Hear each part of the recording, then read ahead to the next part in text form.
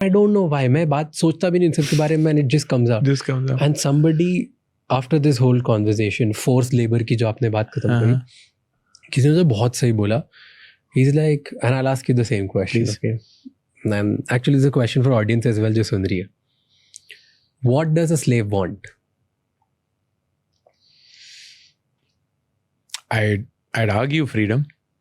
So let's say साहब, तो मैंने भी यही बोला था. तो एक किसी फिलोसोफर ने बोला था, और ये मुझे गेस नहीं बताया पॉडकास्ट पे किसी, कि एक फिलोसोफर बोलता है कि world is designed based on slaves, क्योंकि फर्स्ट यही था कि मुझे मेरा काम नहीं करना तो स्लेव को आप लेके आए, खरीदा, फोर्स किया, व्हाटएवर XYZ थे.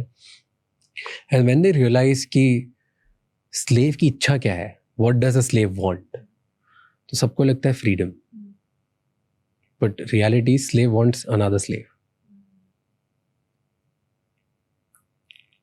And I was like, meaning? He's like, no, उसे तो चाहिए कि तुमने जो उसको सुनाया वो दूसरे को सुना दे, बस फिर वो खुश है, क्योंकि वो तो आज़ाद हो जाएगा, तो उसे तो पता ही नहीं करना क्या है.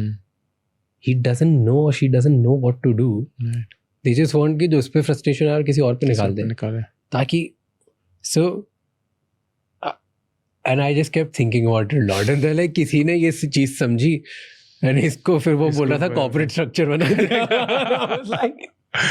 जैसे I remember कि तुझे बहुत प्रॉब्लम हो रही है, बहुत फ्रस्ट्रेशन हो रहा है, ये लब तू मैनेजर, तेरी टीम अब तुम करो. तो अब मैनेजर खुश हो गया कि हाँ सही है, अब प्रेशर नहीं लगता, वो मोटिवेशन लगता है कि अब तो मुझ पे जिम्मेदारी भी आ गई है और मैं साबित भी कर सकता हूँ ये.